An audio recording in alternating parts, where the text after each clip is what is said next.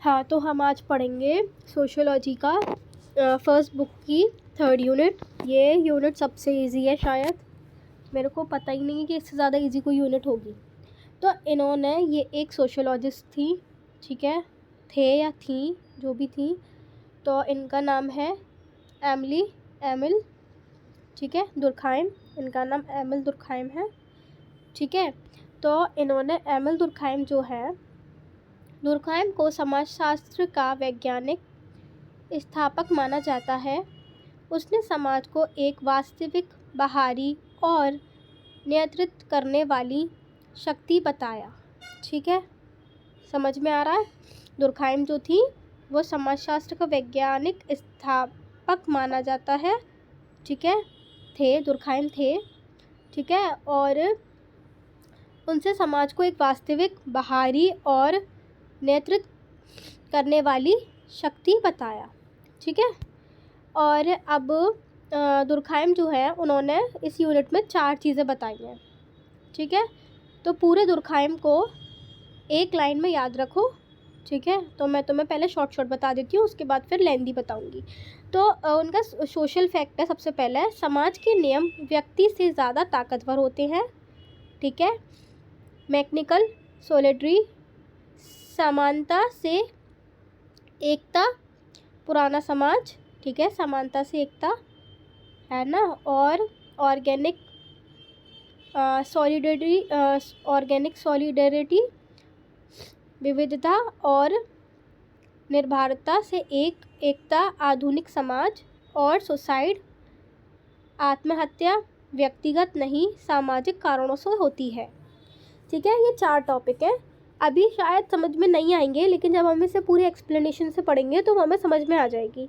लेकिन हाँ, ये शॉर्ट पॉइंट मैंने इसलिए बना दिया है कि आपको याद रहे, क्योंकि इसमें 2 राइटर, 2 सोशियोलॉजिस्ट जो थे, है ना, वो तो हमने पहले पढ़ लिए थे सेकेंड यूनिट में, तो ऐसे कन्फ्यूज़न हो जाती है, तो इसलिए मैंने पहले शॉर्ट नोट बना दिया था एक, ठीक है।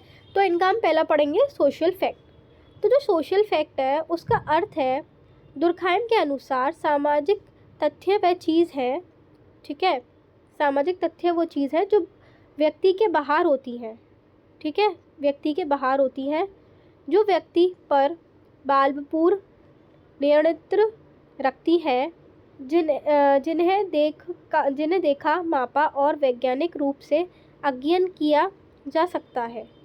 तो इसका मतलब क्या है, सोचो, बाहरी क्यों बोला गया, तो मैं बता दूं इसका मतलब ये है, पूरा एक्सप्लेनेशन से बता दूंगी। सोशल फैक्ट क्या है कि जैसे सोचो, आप स्कूल जाती हो, ठीक है, ड्रेस पहनना और टाइम पर पहुंचना और क्लास में चुप बैठना, ये सब किसने तय किया? ये सब किसने तय किया? आपने नहीं किया, समाज ने तय किया, ठीक है। तो व्यक्ति के बाहर जो व्यक्ति के बाहर होती है, ठीक है, और बलपूर्वक नियंत्रण रखती है, जिन्हें देखा, मापा और वैज्ञानिक रूप से अध्ययन किया जाता है, ठीक है, इसका मतलब है। और इसने विशेषताएं बताई, व्यक्ति के बाहरी मतलब एक्सटर्नल, जैसे नियम, कानून, भाषाएं, परंपराएं। जैसे आपकी इंग्लिश की क्लास है तो आप इंग्लिश ही बोलोगी, और आपकी इंग्लिश की क्लास में ये रूल है कि आप इंग्लिश की क्लास में इंग्लिश ही बोलोगे, तो वो, और इंग्लिश की क्लास का नियम समझ लो कि आपको चुप बैठना है, परंपराएं इंग्लिश ही बोलनी है ना। अब आता है बलपूर्वक, समाज के नियमों के द्वारा व्यक्ति को पालना करने का मजबूर करता है, जैसे स्कूल की ड्रेस कोड, ट्रैफिक नियम, ठीक है। तो मैंने तुम्हें पहली बता दी थी, ये वह चीज़ें आपके बाहर मौजूद हैं, आपको करने के लिए मजबूर करती हैं, पूरे स्कूल पर लागू होती हैं, आपको बदल देती हैं, यही सोशल फैक्ट है। समझ में आई? तो सरल भाषा में समझ लो, सोशल फैक्ट क्या है? समाज के नियम, कानून, परंपराएं जिन्हें हमें मानना ही पड़ता है, यह सोशल फैक्ट है, ठीक है। तो देखो यहाँ पे ये जो दे रखा है ना अर्थ, ये पूरा, ये तो आपको याद करना पड़ेगा क्योंकि ये डेफिनेशन है, ठीक है। इसमें 4 विशेषताएं बता रखी हैं। पहली मैंने तुम्हें बता दी, व्यक्ति के बाहरी, है ना। तो इसमें ये बताया गया है, बहुत आसानी से ये बताया गया है कि जो व्यक्ति है ना, जो इंसान है वो अपने समाज के हिसाब से ही चल पाता है, अपने हिसाब से नहीं चल पाता। तो पहला व्यक्ति के बाहरी, जैसे नियम, कानून, भाषाएं, परंपराएं। उसके बाद आता है बालपूर्वक, समाज नियमों के द्वारा व्यक्ति को पालन करने को मजबूर करता है, जैसे स्कूल की ड्रेस कोड और ट्रैफिक नियम। ठीक है। उसके बाद आता है आपका जनरल, सामूहिक। जनरल में क्या है, पूरे समाज पर लागू होता है, किसी एक व्यक्ति पर लागू नहीं होता। दूसरा है वस्तुनिष्ठ, ऑब्जेक्टिव। इन्हें वैज्ञानिक तरीके से ऑब्जर्व किया जाता है। उदाहरण धर्म, कानून, भाषा, विवाह, शिक्षा, प्राणी, त्योहार, नैतिकता, यह सभी सामाजिक तथ्य हैं। ठीक है।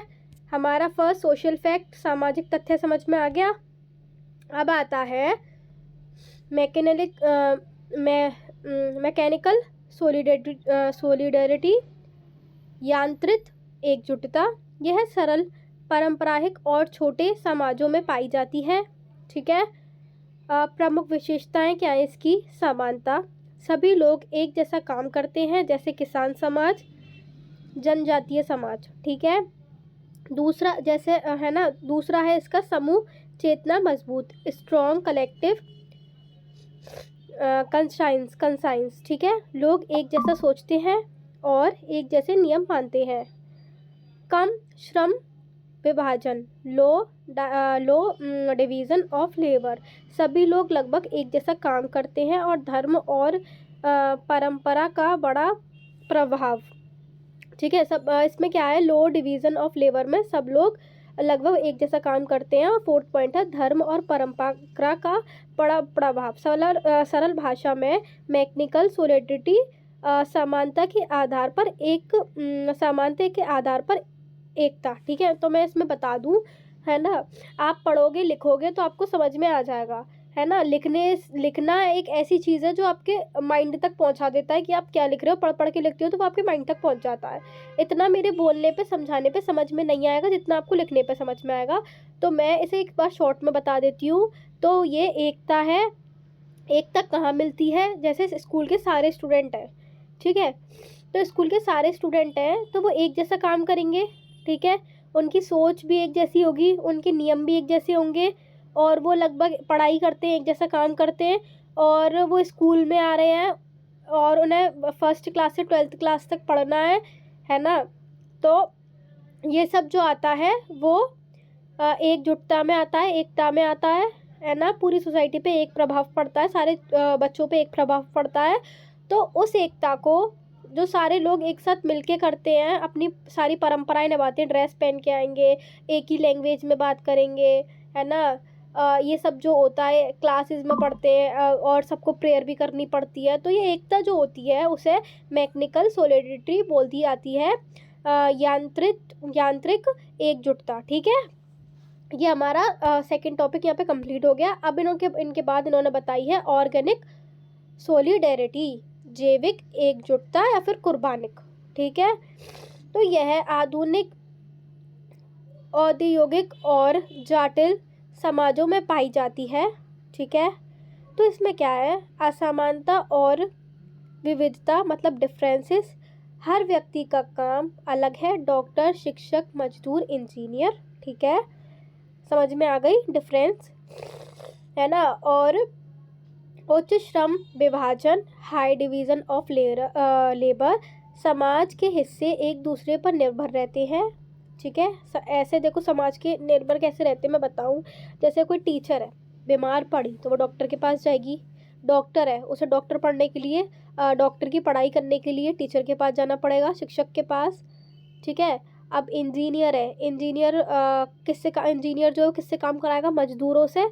और मजदूर किसके नीचे काम करेंगे? इंजीनियर के नीचे। तो एक दूसरे के ऊपर सब निर्भर है। ठीक है। और थर्ड पॉइंट है इसका, व्यक्तिगत स्वतंत्रता अधिक। ठीक है। सब व्यक्ति के पास स्वतंत्रता होती है। ठीक है। वो उस पर निर्भर रहते हैं कि किस इंजीनियर के नीचे किस मजदूर को काम करना है, और किस डॉक्टर को किस टीचर से पढ़ना है, और किस टीचर को किस डॉक्टर के पास जाना है। ठीक है। कानून का प्रमुख रूप, ठीक है, पुनर्स्थापनात्मक कानून, ठीक है, ये कानून है, कानून का प्रमुख रूप है ये, ठीक है। रेस्टिट्यूटिव लॉ ये बताती है आपको ऑर्गेनिक सॉलिडिटी के बारे में, ये आप पढ़ लो, ये आपके उसमें आ सकता है एमसीक्यू क्वेश्चन में। और अगर एमसीक्यू पता है क्या, इन्होंने 2-2 मार्क्स के जो क्वेश्चन दे रखे हैं, लेकिन हमें जो पहले बताया गया था उसमें एमसीक्यू। अब इन्होंने क्या लिख रखा है कि मैंने अपने भाई के एग्जाम पेपर देखा था कि आपके इसमें एमसीक्यू भी आ सकते हैं, फिल इन द ब्लैंक्स भी आ सकते हैं, 1 मार्क्स क्वेश्चन भी आ सकता है, ठीक है। तो 1 मार्क्स क्वेश्चन आए तो आप ये लिख के आ सकती हो कि कौन सी लॉ में लिख रखा है, और ऑर्गेनिक सॉलिडिटी इस वाली लॉ में लिख रखा है, ठीक है। तो अब सरल भाषा में हम समझ लेते हैं ऑर्गेनिक सॉलिडिटी को अलग अलग काम करने वाले लोगों की परस्पर निर्भरता से बनने वाली एकता, ठीक है।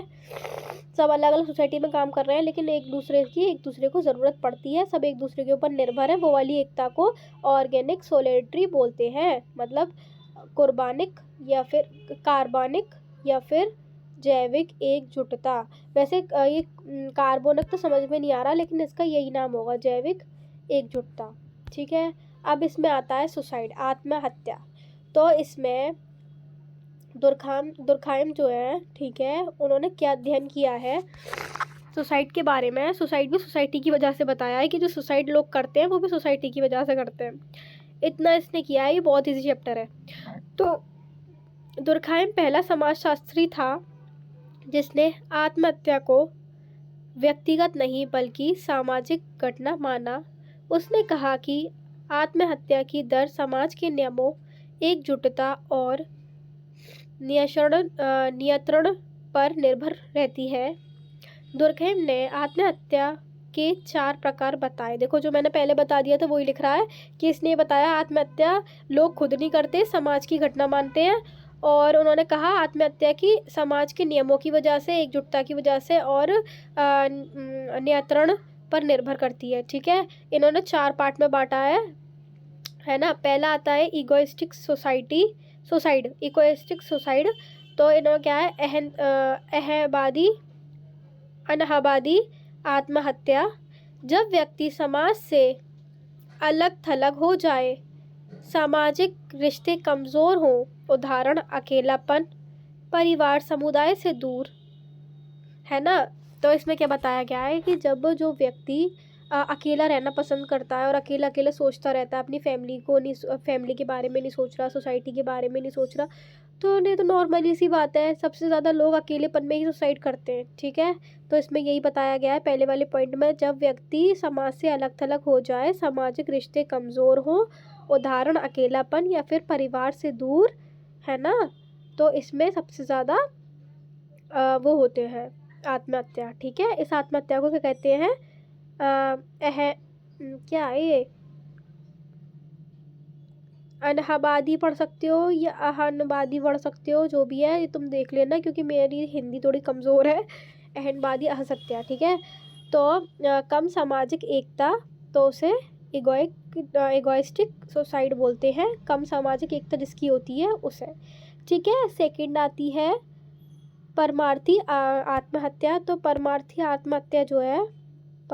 आत्महत्या जब व्यक्ति समाज समूह से दूर ज़्यादा डूब जाए और उसके लिए खुद को बलिदान कर दे, ठीक है। जब व्यक्ति समाज समूह से बहुत ज़्यादा डूब जाए, अच्छा, तो जब व्यक्ति समाज समूह बहुत डूब जाए और उसके लिए खुद को बलिदान कर दे। अब देखो हमारे सोल्जर्स होते हैं, ठीक है, हमारी फोर्सेस होती है, तो वो क्या करती हैं, वो अपने देश को इतना प्यार करती है, इतना डूब जाती है अपने देश को समझने में। ऐसा कौन सा इंसान है कि वो इतनी मेहनत कर रहा है, क्योंकि देखो अपने आर्मी में जाने के लिए बहुत मेहनत करनी पड़ती है, लेकिन उसने क्या, वो उस अपने देश के लिए डूब चुका है ना, अपने समाज के लिए, अपने समूह के लिए डूब चुका है कि हम अपने देश के लिए कुछ करें। तो देश के लिए जान देना, ये धार्मिक बलिदान। जैसे कोई अपने धर्म में बहुत डूब गया, अब वो कह रहा है कि मैं संत बनूंगा, मैं पंडित बनूंगा, तो वो पूरी है ना, तो वो उसमें बलिदान देने को तैयार है कि मैं बलिदान देने को तैयार हूँ, ठीक है। लोग खाते नहीं है, पीते नहीं है, छोड़ देते हैं, है ना, उसके बाद उनकी उस चीज़ से मृत्यु हो जाती है, तो वो बलिदान, धार्मिक बलिदान और देश के लिए जान देना इसके उदाहरण है।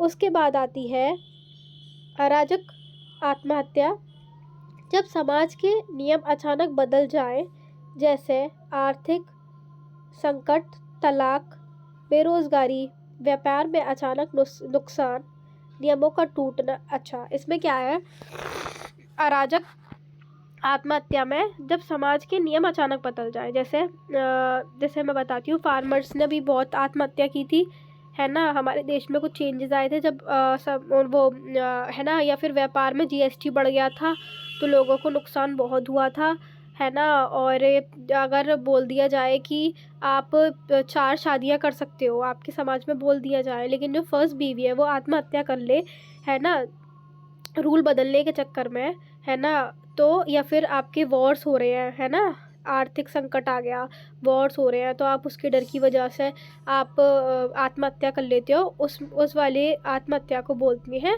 अराजक आत्महत्या। नियमों का टूटना, व्यक्ति का प्रभावित होना, उसे एनोमिक सुसाइड बोलते हैं। ठीक है, अब देखो इतना सब कुछ लिख रखा है मैंने, तो ये अगर आप एग्ज़ाम में करके आओगे 5 मार्क्स का आंसर तो ये आराम से है ना। और अगर 15 मार्क्स का आया है तो वो तो पूरा आएगा। 15 मार्क्स का आया क्वेश्चन तो आपको सिर्फ ऐसा दे रखा होगा कि brief explanation of Emile Durkheim, तो आपको ये सब कुछ लिख के आना पड़ेगा। 15 मार्क्स का तो बड़ा ही आएगा, ये सब 5 मार्क्स के में आ सकता है सुसाइड वाला। उसके बाद आता है नियतिवादी आत्महत्या। तो नियतिवादी आत्महत्या क्या होता है, जब समाज का नियंत्रण बहुत ज़्यादा हो, व्यक्ति पर आधारित दबाव हो, जैसे जेल कैदी, दास आदि नियंत्रण लोग। अच्छा देखो, इसमें क्या है, नियतिवादी आत्महत्या में जब समाज पर नियंत्रण बहुत ज़्यादा हो, व्यक्ति पर आधारित दबाव हो, जैसे जो जेल कैदी है, ठीक है, उन्हें क्या है, उन्हें क्या सज़ा सुना दी जाती है 50 साल की, 60 साल की, है ना, वो उसमें बिल्कुल दब जाता है। ठीक है, कभी कभी ऐसा होता है कि कोई मतलब जिसने गलती की भी नहीं होती उसे भी सज़ा मिल जाती है, क्योंकि पूरा लोग जो होते हैं उसके ऊपर दबाव बना देते हैं या फिर उसके खिलाफ ऐसे सबूत होते हैं, तो वो जेल से कैद से बचने से अच्छा है वो आत्महत्या करना पसंद करता है। या फिर दास, आपके नीचे कोई काम कर रहा है, ठीक है, और आपने उसे ख़रीद लिया है पूरी ज़िंदगी, और आप उसके ऊपर ऐसे ऐसे दबाव डाल रहे हो, तो वो क्या, आपका काम करने से अच्छा है कि वो सुसाइड करना पसंद करेगा, आपका नौकर। उसके बाद है अत्यधिक नियंत्रण लोग। ठीक है, अब वो जो भी आप समझ लेना, ठीक है, बहुत ज़्यादा सामाजिक नियंत्रण, ठीक है, उसे फेलाइस्टिक सुसाइड बोलते हैं, कि समाज में बहुत सारे आपको समाज ने बहुत दबा लिया है, ठीक है, वो लोग वो करते हैं सुसाइड। ठीक है, आपका ये चैप्टर ख़त्म हो गया। अब हम पढ़ते हैं वो वाले 4 पॉइंट जो हमें समझ में नहीं आ रहे थे। सोशल फैक्ट, समाज के नियम व्यक्ति के लिए ज़्यादा ताकतवर होते हैं, है ना। मैकेनिकल सोलेट्री, समानता से एकता, पुराना समाज। ऑर्गेनिक सोलेट्री, आधुनिक समाज, विविधता और निर्भरता, एक से एकता। और सुसाइड, आत्महत्या व्यक्तिगत नहीं सामाजिक कारणों से होती है। तो ये हमारा चैप्टर यहाँ पे कंप्लीट हो गया। और नोट्स बना के यही नोट्स याद कर लेना, ये बहुत इजी फॉर्म में है। अगर आप अपनी क्वेश्चन बैंक को खोल के बैठोगे तो उसमें इतना लेंदी है, आपको कुछ समझ में नहीं आने वाला, क्योंकि जब मुझे समझ में नहीं आ रहा तो आपको क्या ही आएगा। ठीक है, कर लेना जैसा भी है। और मैं अगर देखो ऐसा नहीं है, मैं बता दे रही हूँ आपको, अगर आपको प्रॉब्लम हो रही है किसी चीज़ में तो तुम मेरे कमेंट बॉक्स में मेरे से प्रॉब्लम पूछ लो, मैं तुम्हारी हेल्प करूँगी। तुम मुझसे ये भी पूछ लो कि कौन से क्वेश्चन आएंगे, कौन से क्वेश्चन नहीं आएंगे, या कौन से क्वेश्चन रेडी करके जाएँ, किस तरीके से रेडी करके जाएँ। कोई भी प्रॉब्लम आ रही है तो तुम मुझसे कमेंट बॉक्स में पूछ लो, मैं तुम्हें आंसर दूँगी और तुम्हें मैं क्वेश्चन भी करके दे दूँगी।